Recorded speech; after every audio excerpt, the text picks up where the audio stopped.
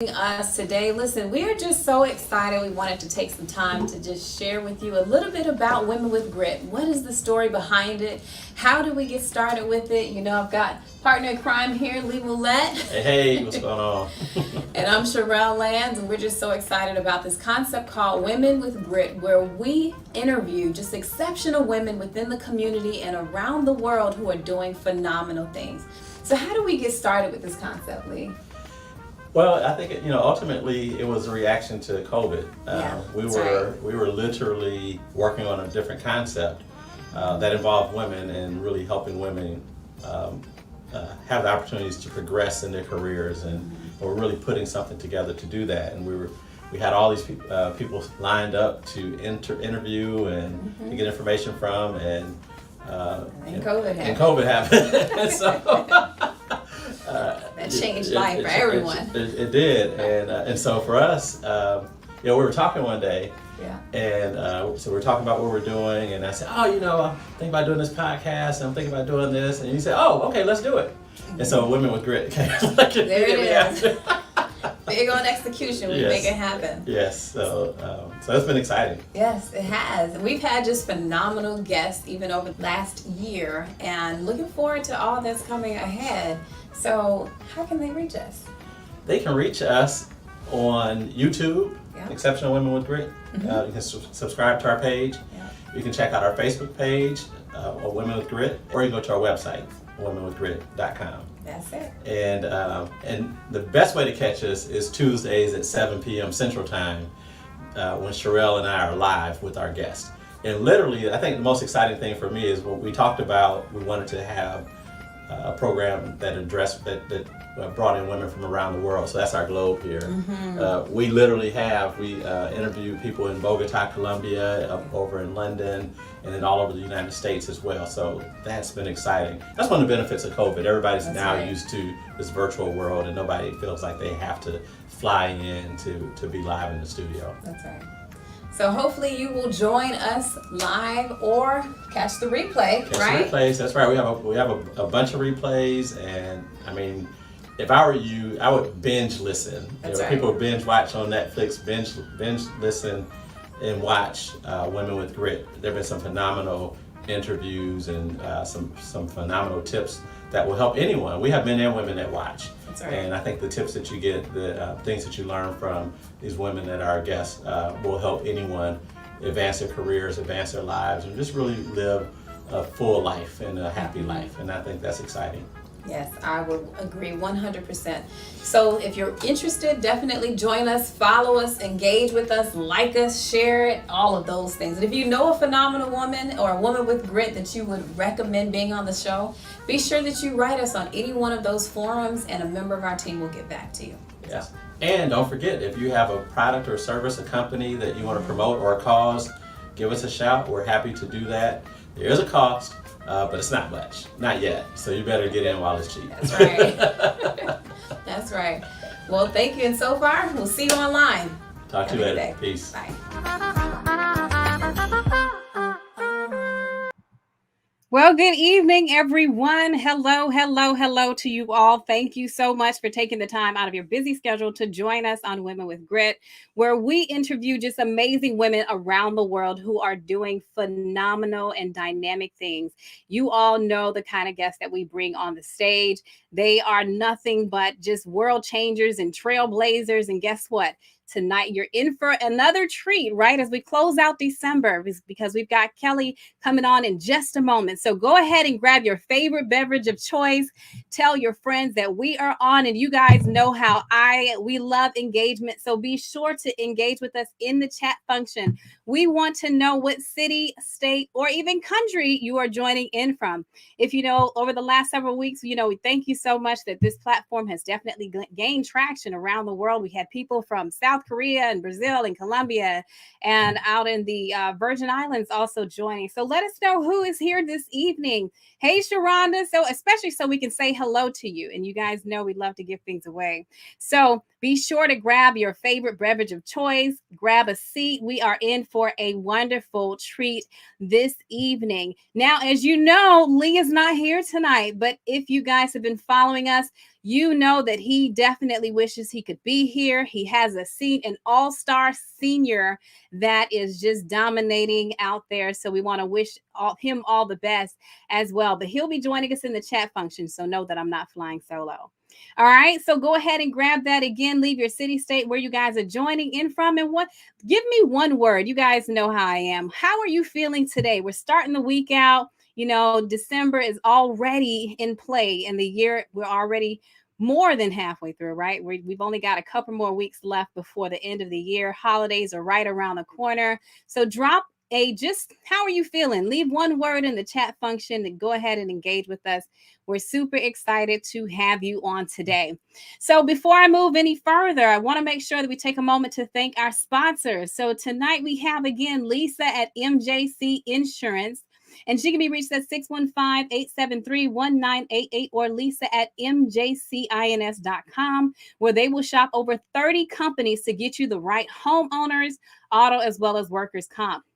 We have Lauren at Moulette Investment Services for all of your benefit planning needs, 401k, disability, medical, as well as dental. And she can be reached at 615-627-0968 or Lauren at MouletteInvestmentServices.com. And then we have Terrell Perry. Terrell can be reached at Terrell, Terrell, at MouletteInvestmentServices.com for all of your wealth planning, life insurance, and long-term care needs. And he can be reached at 615-627-0968. And then, of course, we have Vision Strategy Management, where we believe in building teams and businesses who succeed in the long term. We can be reached at www.visionstrategymanagement.com. So just a moment, want to make sure I say hello to you guys. So a couple of you guys are joining us on Facebook. Hey, Sharonda. Hey, Pearl. Hey, Tisha. Hey, Mark. Hey, Julie. Facebook crew. LinkedIn. LinkedIn. YouTube. We've got Hey, Jay. Hey, John. Hey, Jackson. I think it is with an X. So thank you all for taking the time to join in. Want to make sure we get a chance just to say hello to you. So be sure to engage with us on any one of the platforms. If you're on the website, we want to make sure we say hello to you as well. All right. So now you guys didn't come to hear from me, although we're so excited to have you this evening. You came to hear from another dynamic woman. And I'm just excited to bring up Kelly. Kelly's got an amazing story, guys. Can't wait to talk about her and her story with Grit. So bear with me. Give me a minute. I want to go ahead and share with you the bio of this amazing woman, and then we'll bring her to the stage and talk a little bit about her story with Grit. So creating great work has always been about bringing together design and form for Kelly Koeppel. She is the president and CEO of K2 Forma, a creative agency she founded in 2007, and it is headquartered in Nashville, Tennessee. She earned a fine arts degree from Columbia College, Chicago, and launched into entrepreneurship, led by a desire to help clients grow their business through marketing strategy, advertising, digital marketing, and PR campaigns. That is just so important, especially for businesses. And we're just, without the right marketing strategy, you can't really go far. So we've got the right person on tonight. Kelly leads the team through the creative process and develops trusted relationships with clients, often telling them things they may not want to hear, but need to hear that make a difference in their marketing. That direct approach has served K2 Forma well, attracting top talent to expand the company creative capabilities and attention of national brands. The company has created award-winning brand identities, websites, and campaigns for world-class organizations such as Caterpillar, Wake Forest University, Harris Teeter, Paul Ralph Lauren, and in 2012, the National Democratic Convention. In 2006, Kelly received national recognition for her creative work. She is a third-generation entrepreneur. Her father was a race car driver and built custom dragsters, and her grandfather owned a construction company that built many of the roadways throughout central Illinois. She lives by the model that if you get to the grave unscathed, you've done it wrong. No stranger to taking risks. She piloted a plane in the 2018 Red Bull tag in Nashville. Her philosophy was put to test in 2020 after a bicycle accident resulted in a rare lesion in her quadricep requiring surgery and months of rehab. Let me tell you, you guys are in for a treat. In her spare time, she applies her creative eye to real estate and has brought and renovated 4 homes. So without further ado, I'm going to bring to the stage Kelly. Hi, Kelly. Hey. How are you? I'm wonderful. How about yourself? I'm doing good. It's great to see you. Good to see you too. Hopefully, I didn't butcher too much there. You did great. Well, thank you so much for taking the time out of your schedule to share your story. We are so excited to have you this evening. Just another amazing woman with such an inspirational story of grit as recent as of last year. Yeah. Well, thank you for having me. It's great to be here. Yeah. So quite a few little notes to hit in that bio. Yeah. I never really heard it back. When I heard it, I'm like, who are they talking about? Amazing, right? Sometimes we just kind of work our way through all of the things that we encounter in life, but they're so dynamic and impactful. And so we're excited to have you. Thank you. So let's jump into it. And I want to make sure, again, as you guys are joining, feel free to leave the city and state that you are joining in from. We want to make sure that we get you engaged and involved in the conversation. And as you have questions for Kelly, feel free to leave them in the chat function and we will be sure to address them. So Kelly, let's start by you sharing your unique story of grit. So what is your story? Yeah, absolutely. So I actually grew up in central Illinois in a small town called East Peoria, Illinois. And I went to school at Columbia College in Chicago. And I studied fine art and design and mainly started in college exhibiting work as a painter. But I was a good painter. I had a lot of shows, but I really didn't want to sell my work at all. So I put these astronomical prices on it because I never really wanted anybody to buy it. So I realized that that was never going to be a viable career for me, and I needed a career. So I jumped over to design work, and from there, it just took off. I loved it. It was for me, it was an avenue to, express creativity, but also in a functional form to help businesses grow and communicate. And I always gravitated towards what most people, especially in the design world, would consider like the ugly projects. So in the beginning of my career, at one of my early jobs, I did a lot of I redesigned forms. And people would be like, ugh, that was just like, they just handed those projects off because nobody wanted to do it. But I loved it because I knew that I could make that form more effective for the person filling it out and the person who had to log that information and file it. So for me, I always started, thinking about design from this functional place of, how can I improve somebody's life, or how can I communicate better using design? And ever since then, I really have always gravitated to these kind of weird projects that, we say on our website, our clients expect transformation and we deliver. And that's really at the heart of it. Is a lot of our clients come to us in one state or another, and we help them realize sort of a higher level of communication, of visual expression, marketing, whatever the tactics are. We help kind of transform them into that place that they want to get going to. So, but that's a little bit about me. My grit story is having grown up in East Peoria, Illinois in the 80s. I guess I'm sort of dating myself. That's okay. It was pre-internet, and it was a small town in the middle of Illinois, and there weren't a lot of resources and there wasn't a lot of infrastructure around a young budding artist. And so I really had to find those paths. And there was one little art studio on the other side of the river in Peoria that I would go to and look at the art. And I found one of the artists there who was from Boston. And I started this pen pal relationship with this artist. And, I had my high school art teacher kind of saw in me that I was pursuing this more seriously than just like a free grade in high school.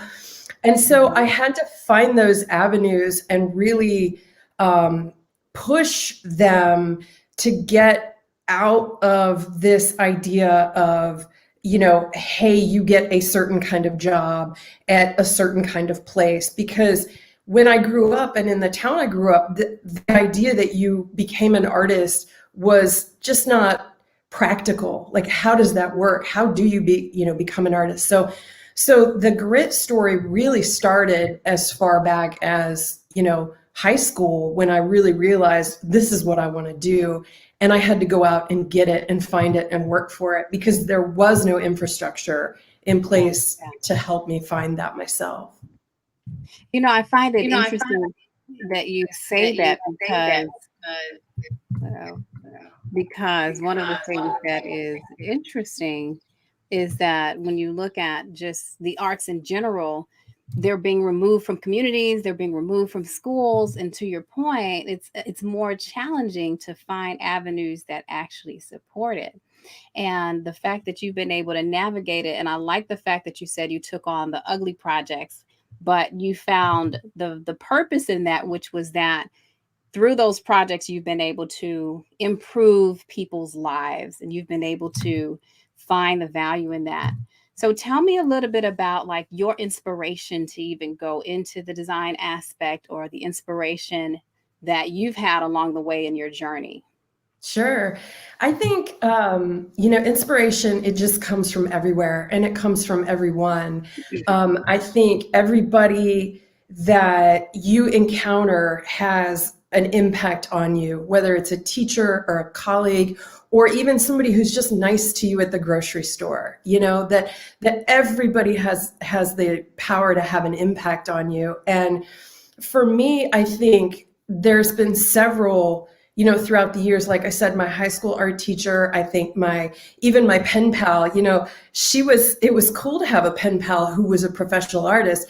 But the entire time that we were communicating, she was trying to talk me out of becoming an artist. And so as a mentor or an inspiration, they were like, don't go into art. It was like, you really better be committed, at that point. But I think there's teachers, there's colleagues, there's clients that have inspired me. I think, most recently I talk about, I talk about Virgil Abloh a lot, because he came from Rockford, Illinois, and he's only a few years younger than I am.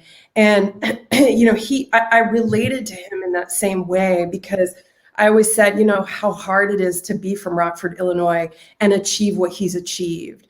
And I'm nowhere near that level, but I can certainly relate within my own sphere of what it really takes to get to that level of, creativity and collaboration. And that's the other thing for me, is like, I'm really inspired by collaboration and all these different mediums, which is also why I loved Virgil Abloh's work so much, because he really tapped into all these different mediums. And I had the honor of going back to Chicago when his show was at the MCA, and I took my high school art professor, or my college art professor, and he and I went to the show together, and I got to walk him through the show and explain to him why this work was powerful and meaningful, after having been through all of his classes in college and him teaching me the ropes. I got to turn it around on him several years, after that. So inspiration, it comes from everywhere. Yeah. And the student becomes the teacher. Yeah. Sometimes, maybe, I don't know. You'd have to ask him. I don't know how well he took that lesson. He might have been like, no, I have no idea. That's okay. But you hit on a very important topic, which is that sometimes we do have people around us. And in your case, it was a mentor who was trying to talk you out of a space that you felt was the right direction for you. How did you overcome those headwinds? How did you decide to continue to push beyond? How did you decide to carve a different path for yourself? I guess is what I'm asking. I'm extremely stubborn. And when I get an idea, there's just no changing. And for me, it was just really, it wasn't even a negotiation. Like pursuing art as a profession, there wasn't a plan B. There wasn't another option. There was no way I was going to be an attorney or an accountant or anything else. And so no one could have ever talked me out of this, ever. And the reality is that there's likely not a second act in my career. Like I will probably be one of these people that, 20 years from now is doing some version of the same thing, whether it's consulting or, creating, but there was no one. And there have always been people in my path who have attempted to either talk me out of it or, even kind of undercut that path, not even discourage, but just sort of weren't helpful. Everybody encounters that. But I just was like, I'm sorry, I don't have time for this. I got work to do. Right. And I love that you said be stubborn in that path or direction that you felt was right for you. And the art field, design, that specific path, you have to have that tenacity as you speak of. Now, but let me ask you, when it comes to like your own beliefs, did you ever have any self-limiting beliefs as you were pursuing your path? And if so, what were they and how did you overcome them? I think to some degree, yes. I mean, the stubbornness and the confidence thing for me have always kind of gone hand in hand, and maybe that's foolhardy as well. But a lot of people have asked, like especially in the early days when I started my company, were you scared? And I was like, no, I can't imagine not doing this. And so there's something about that, whether you call it grit or focus or stubbornness, there's just something to, when it's your calling, there's nothing that's going to get you off that course. Now, being in the creative field, there's all kinds of,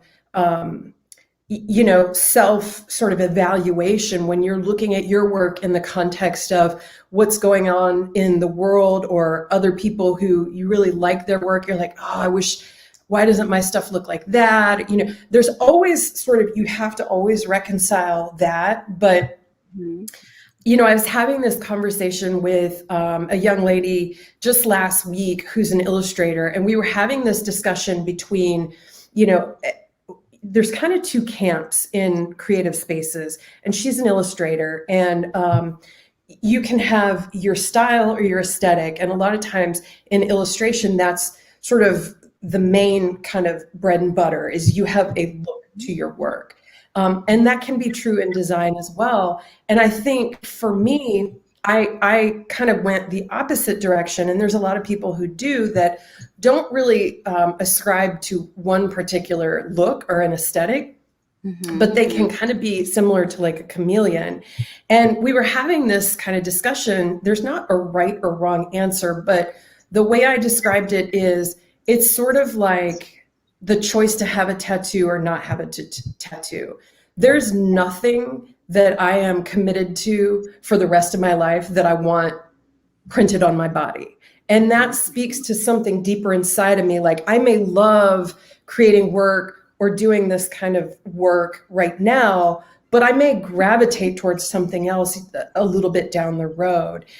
Whereas if you're locked into a style, that may be your expression and you may evolve within that, but each one has its pros and cons. I love that. Now I want to ask you something different. When it comes to working with Ralph Lauren Polo, how was that for you? I'm sorry, can you say that question again? So one of the, like the different major brands that you've worked for, how has that been for you? They're interesting projects because each one's a little bit different. I think working with a major brand, a lot of times the work that we're doing comes in the context of their existing brand. So you're working with their brand assets, you're working with some creative direction that they're giving you. In the case of the Democratic National Convention that we did in 2012, that was an entire brand for a citywide event on a national scale that we completely just created that. So the difference, I think, between working with big national brands that you create versus brands that come to you, it's more, some of them are just more technical and mechanical, and you have to tap into those early days, like I was saying at the top of the interview, where it's not necessarily an ugly project, but you have to find within the limitations that are presented, which is the current brand, how are you going to express yourself within this? And I love that. Yes. So being able to kind of have your voice embedded in the fabric of the marketing for the companies. Absolutely. Yeah. Awesome. Okay. So tell me a little bit more when it comes to, what your role, how it's been for you being a woman in some of these design spaces. What do you feel were some of the core attributes for your success and how you've been able to navigate your way? You've been featured obviously on several news channels. And I mean, like, you have such an inspiring story. So, what do you think are some of the core beliefs that you've had along the way, or core attributes? For me, you kind of alluded to this in the bio. I'm not just going to tell you what I think you want to hear, or I'm not just going to do what will look pretty. I am often in the position to have to tell hard truths, and I'm not going to shy away from that. Years ago, I decided early on that I wanted to work with clients that I really like. And the only way to do that was to be truly me. Because the more chameleon-like that I would be, then I would likely be kind of comporting myself into something to accommodate somebody else. So I think that thread of stubbornness and determination comes out in just being wholly myself. And there are definitely people who are like, thanks, but no thanks, and that you have to be comfortable with as well, Yes. And I want to put my kickstand down on that one, just because it is something that I've seen, and something that I see specifically as it relates to women, which is the ability to be the chameleon for the needs of, whether it be promoting the organization, promoting themselves. What would you say to a woman who is struggling with, or I'll say riding that line of trying to be the chameleon versus really being the person who stands firm in who they are? I think that anytime that you can, first of all, sometimes these things happen in private, right? Like sometimes we go to work and we just have to sort of be very accommodating, especially if you're in a large organization with a lot of personalities. And depending on the level that you're in within that organization may dictate, the volume of your voice sometimes. And so, if you're at the level of an organization where, and this happened to me early on before I started my company, I was working in a large corporate headquarters and I didn't know better. And I spoke up when I shouldn't speak up. And boy, they let you know. And for me, that was like, I'm not good with this. And so I stepped out and I created for me the environment in which I could exist, because I knew that I couldn't exist. I just knew I'm too stubborn. I'm too outspoken. I don't follow the rules or play by the rules. So I knew that corporate America was not going to be fulfilling for me. But that's a spectrum. Some people can really do that and be very successful and find other ways to really express themselves. And if you're in a corporate environment where you do feel like you don't have a voice, I think that that's probably not true. It's just a matter of finding those opportunities to express yourself, and also finding an advocate. In a lot of large organizations, finding somebody who you can work with, who may mentor you and advocate for you, is a great way to help increase the volume of your voice and your ideas. It may be kind of a slower growth than, somebody like myself, where I'm at the helm of my organization and I can say and do what I want. It's a negotiation either way. But I think that I think sometimes those things happen in private, but I do think that if you know yourself and you have something that you want to say, there's opportunities to say it. It's just a matter of understanding the infrastructure around you and how to leverage those tools to get those ideas out. I love that. Let me tell you, would you believe that we are already halfway through? Oh my gosh. I do tend to go on long, so I'm sorry, I'm a rambler. You're not rambling at all. This has actually been really great. And I'm going to pull you backstage. It's just the richness of the conversation that we're having. So I'm going to pull you backstage for just a moment to grab a drink, thank our sponsors, and then we'll be up with the second half. But before we go, and before I pull you backstage, one thing I want you to think about is when it comes to, because I got to ask this question for Lee. So Lee, if you're there in the chat function, this one's for you, which is, what do you feel is the role of men when it comes to supporting women, whether it be in business or in leadership? So we'll ask you that when we come back. Great. All right. So again, guys, you are tuned into Women with Grit. Thank you for taking an opportunity to join in with us. As you can see, Lee's not here. He sends his sincere regards and will be there in the chat function to answer any questions that you may have.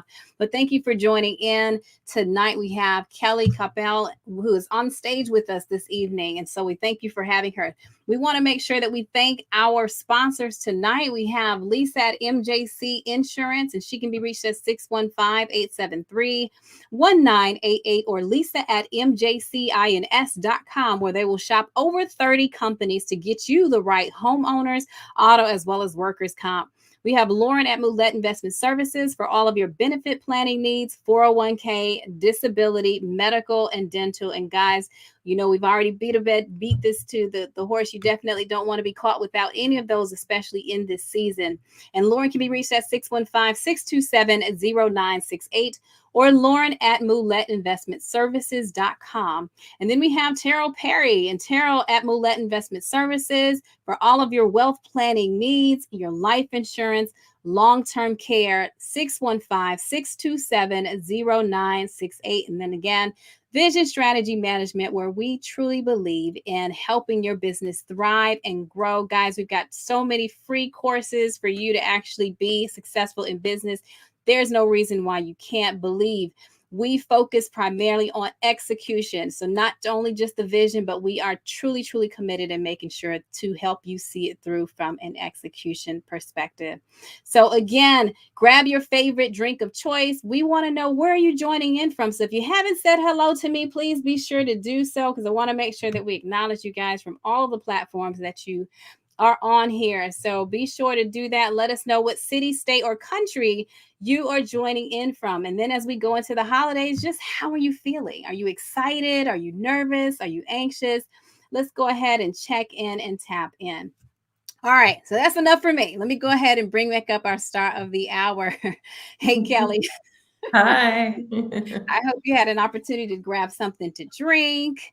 And we're ready for the second half. We've already got questions coming into the chat function. So again, if you all have any questions for Kelly, feel free to leave them in the chat function, regardless of platform that you are chiming in from.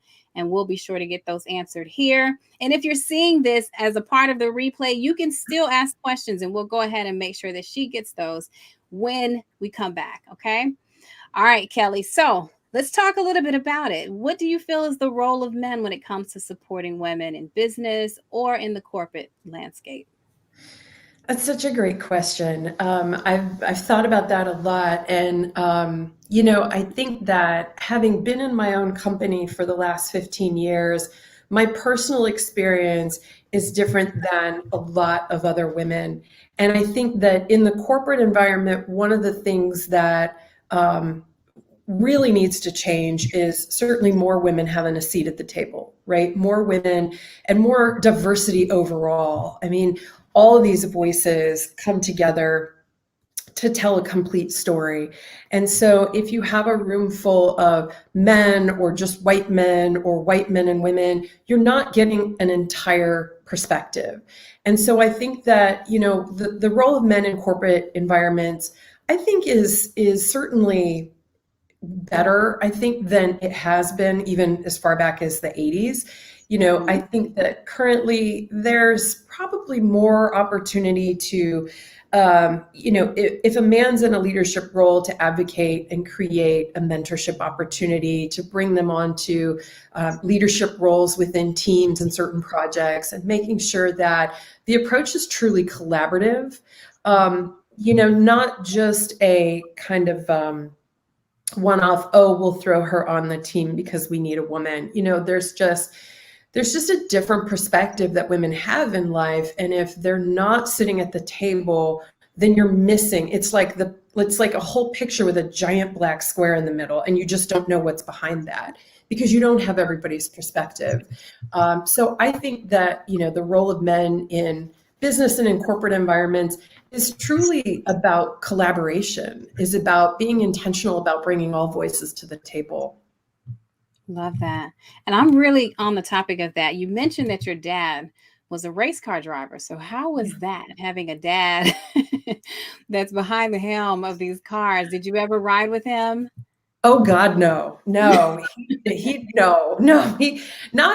drove like quarter-mile dragsters that went in 5 seconds and so on. So no one rode with him.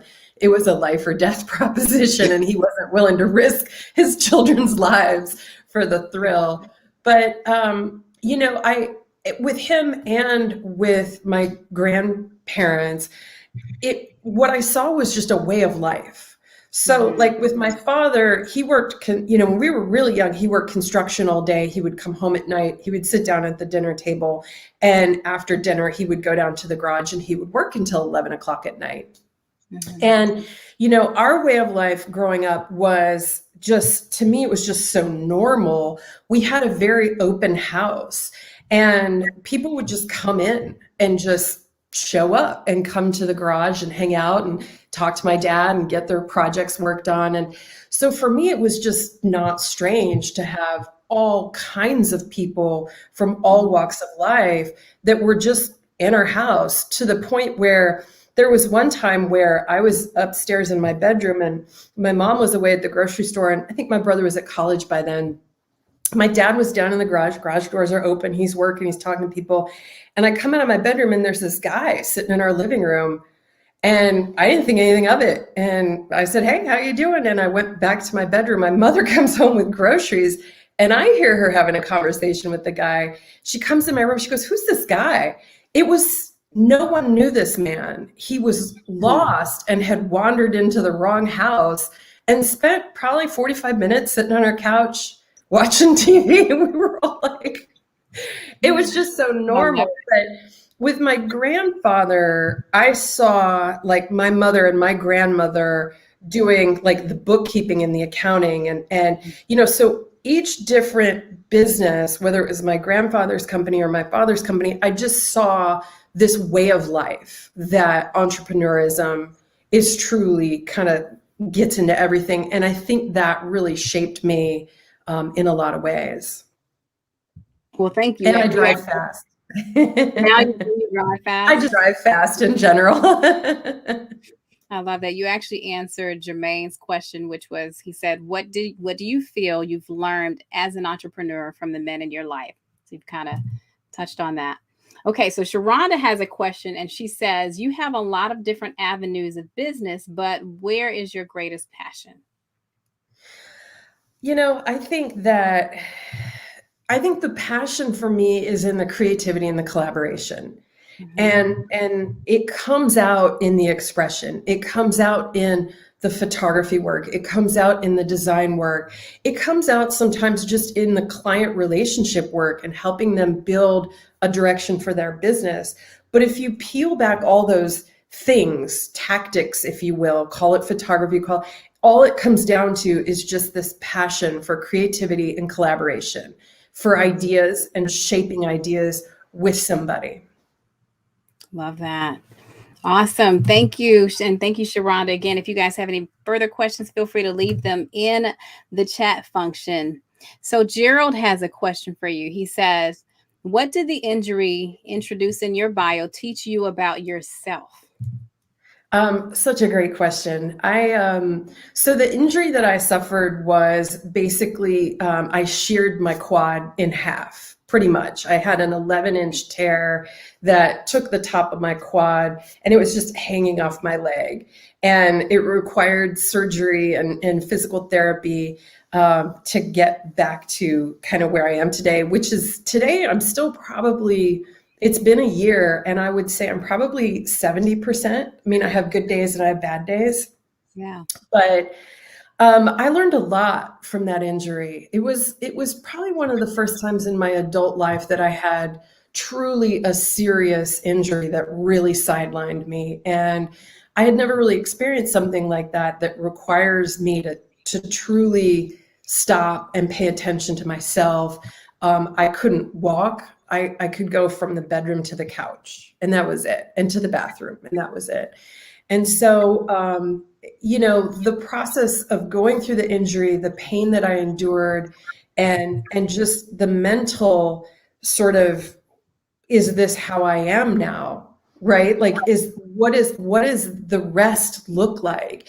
And there were so many different thoughts that I had. Some were very much like, I never was somebody who takes my physical health for granted anyways. I'm one of those people who always, throughout the day, I appreciate like being above ground or having what I have. Yeah. And just like a daily gratitude. But in this case, the surgery happened around January. And I remember like on social media, Facebook, people were posting memes about joining a gym and quitting 4 days later.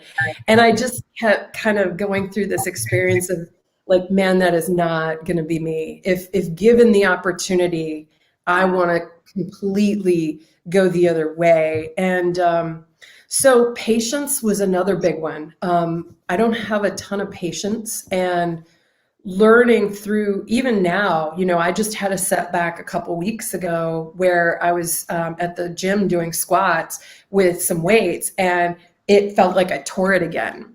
And so this process of like, 2 steps forward, 1 step back, and then 1 step forward, 2 steps back, this constant sort of negotiation with your body is a really interesting state to be in, because mentally I'm way further ahead in a lot of avenues, but my body will say, oh no, we're not going to do that today, and that, being able to listen to that and slow down and respect that and pay attention to that and also work with that is, part of that bigger lesson around, you can apply that to even human relationships, slowing down and meeting people on their level and listening, being a better listener. And I mean, there's just so many lessons that I've been able to take from this injury, and I continue to take because it always has a different phase. And I love that you said that, which is literally listening to your body. And not only that, but being able to apply that in so many settings, because it can also be applied in business. Sometimes our ideas are a lot farther along than the process it takes to build and the process it takes to get there. And the aspect of still being tenacious, but having the patience to know what needs to be done and when. I mean, it speaks in volumes. Now, a follow-up question for that was simply, how did the injury affect your business? So you're the CEO, you pretty much are at the helm of the small business. You're now essentially down physically, not mentally, or in other spaces.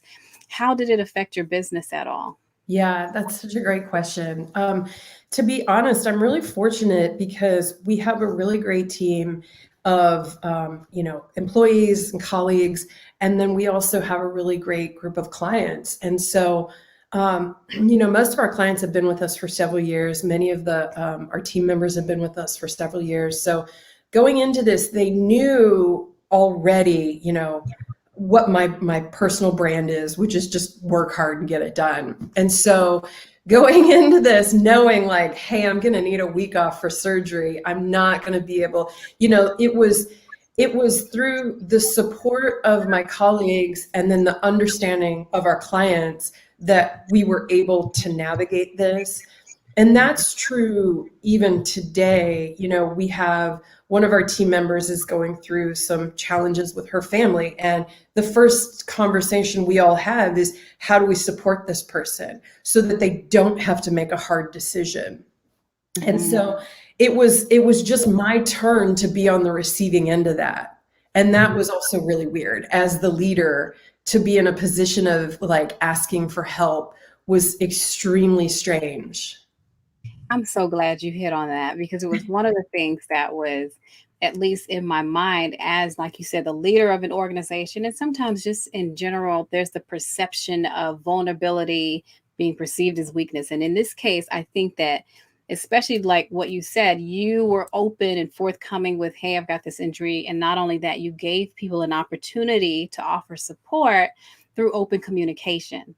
And oftentimes we don't say, we just kind of work through it. And so I love the fact that you talked about the fact of being able to be open and share, because your personal brand has already been, you built a name of getting it done, being consistent and persistent. So thank you for hitting on that. So Julie has a question for you, and she says, what did you gain from your injury and recovery? Yeah, I mean, I feel like we talked about some of that a little bit, you know, some of this perspective around, you know, work-life balance and, you know, listening to your body, and some of those lessons around how you negotiate an injury like this and how those lessons translate to, you know, the human experience, how we treat each other. You know, I think kind of on that point that you were just making, you know, as women, we are put in a position where we do have to do it all. You know, if you're running a business and you're running a household and you're, you know, getting kids ready for school and things like that, then, you know, we're often the last ones to ask for help. And, you know, I think in an earlier question, we were talking about how can men support women in the workplace? And I think there's another example of, you know, meeting us halfway, even in like household chores. And it's not to say that men don't, but I think that a lot of times women don't ask for help. They just do it. And if you are, you know, with a spouse who is paying attention and does contribute, I think that that just goes so far with so many women who are already burning the candle at both ends. So I think asking for help and being able to receive it is something that a lot of women are just not good at. Mm-hmm. I love that you said that too. It's been a theme, at least for some of the guests that we've had, which is the ask for help, being comfortable to know when to raise the hand and being comfortable enough to receive. So you put it so eloquently, and it's just a very strong point, because it's, you know, we can have the grit and things of that nature, but we also don't want to allow it to impact our health in such a way that, you know, we're not able to realize it. So I appreciate you definitely saying that and kind of delving into that. I want to jump into something fun. So you've got a vintage car collection. Oh, Tell me yeah. about that. Yes, I do. I have a little blue Nissan Figaro, which is not technically vintage. I mean, it's 30 years old, but it's more in the rare category. It's a little tiny Matchbox car I mean, it's just so cute. And it was, they were put out by Nissan in 1991, and they made 20,000 of them. One of my colleagues at work turned me on to them. He works at the Lane Motor Museum here in Nashville, and he and I had a few conversations about kind of old cars. And my dad has a 33 Plymouth that he restored, and so I kind of got to the point where I was like, I think I'm ready. And my colleague said, well, he turned me onto this car, and so I got it, and I love it. We named it Bonnie Parker. Bonnie Parker. Yeah, I joined like some other groups because these cars are extremely rare. So you need to be in, you know, different groups where people can talk about how they get parts or how they fix things. And I'm starting to realize that they all name their car. And I didn't I didn't necessarily realize that going into it, but I had named it Bonnie Parker because it has this little kind of puncture dent on the back that kind of looks like a bullet hole. And so I was like, if Bonnie Parker drove a car, this would be the car that she would drive. And so, she's just a classy little outlaw. She's just adorable. I love that. And it almost synonymous, like you said, with the tenacity and the stubbornness and the personality that you have. So I love that. Thank you. It's cute. You know what I love so much about this car is that, I think it represents more than just a car for me, because especially in the summertime when the top is down and the windows are down, it's such an odd thing that you end up having conversations with people everywhere. I mean, literally everywhere. I've been sitting at a stoplight and a woman across the street in the parking lot in her pajamas yelled, "What is that thing?" And what I love about it is, like, most of us go through our daily lives and we get in the elevator and we don't even make eye contact. We don't have conversations with people. We just look at our phones, whether we're on the bus or we're in our car. And this little car just completely melts all of that away. And people will come. I mean, I have had the most incredible conversations with all kinds of people, and that whole sort of stoic existence, like they put down their phones, they want to know about the car, they want to know, and it's so fascinating, because for a while I started to get a little cynical about it, right? I mean, if you go through your lives day to day and you never make eye contact with people and you never make small talk, and you start to feel like our society is starting to suffer because of that. And then all of a sudden this little car comes into my life and reminds us that that's still right there. It's just right under the surface. And people will turn into like kids. I mean, they do the most incredible things. Darn near had a car accident with a guy who was in traffic, wanted to know, like, what is this car? So that's what I love about the little blue Figaro, is that it just melts away all of that social anxiety for everybody. And they just become curious and excited. And it's really cool. I love that. I could see that even as like a children's book. I don't know why that came to me when you said that, the little blue Figaro. But that's awesome. My goodness. Okay. So Kelly, we are winding down again. If you guys have any questions for Kelly, feel free to leave them in the chat function and we'll be sure to get them answered while we are live. So Kelly, a little bit, tell us more about K2 Forma. Tell us about your business. Tell our guests how they can connect with you. How can they engage with you? Absolutely.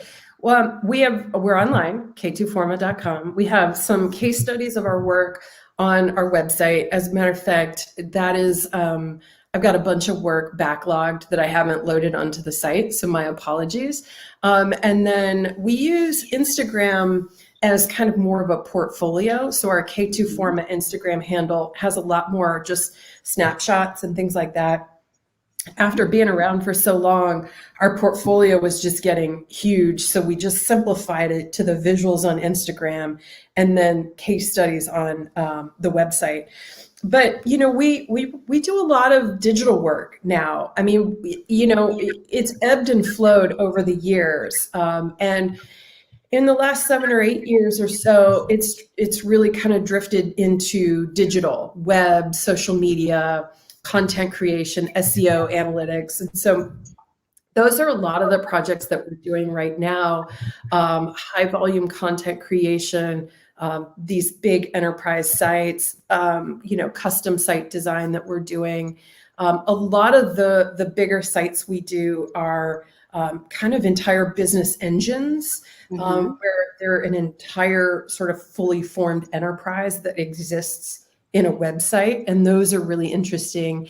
And then we also have a lot of kind of boutique clients that we work with, and those are really fun too, because you get to help kind of guide the brand, you get to help guide their business in some ways and help them solve business challenges while still developing a cool brand or a cool website or a cool campaign for them. So that's a little bit about us. I don't know if I got into enough detail or not. No, then that's definitely great. And then our guests can find you online at www.k2forma.com.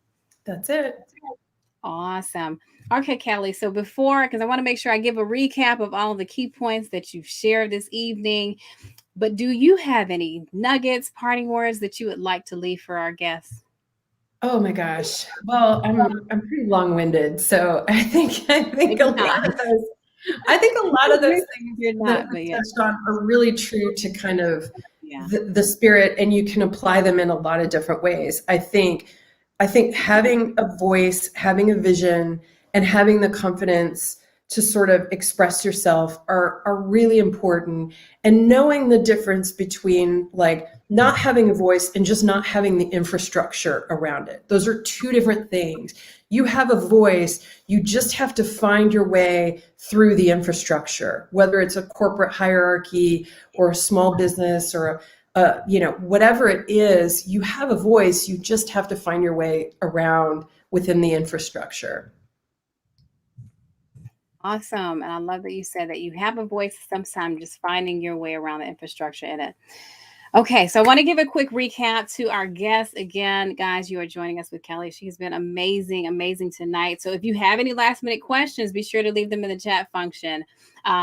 Now, okay, so some of the key aspects that we talked about with Kelly tonight, be comfortable taking on the ugly projects. Kelly talked about the lesson in that was just her being able to find a way to add purpose and meaning into the lives of her clients by taking on some of those ugly projects.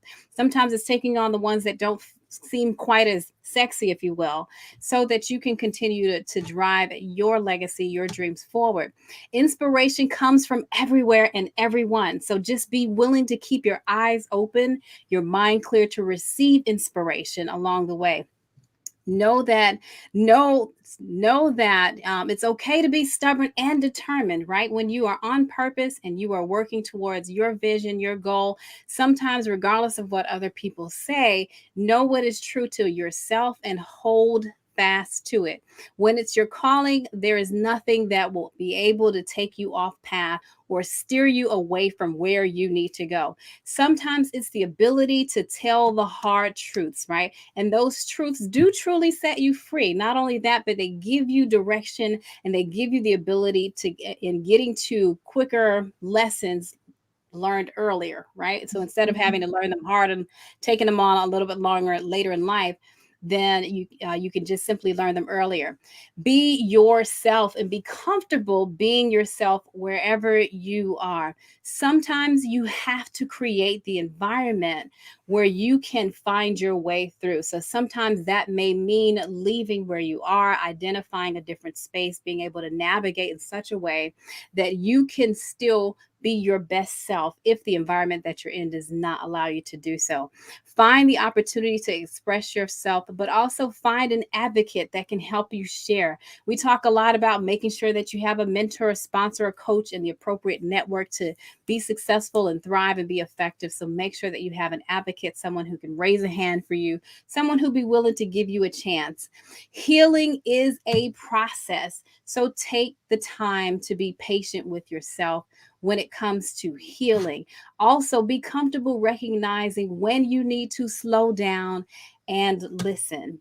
Meet people where they are sometimes. And that lesson she talked about with her injury can be applied in more than one way. Support and communication are often key aspects that help people thrive. Give people the opportunity to be successful and be comfortable asking for help. Throughout this series, we've talked ironically a lot about, making the ask, being comfortable raising your hand, being comfortable having the comfort of being yourself.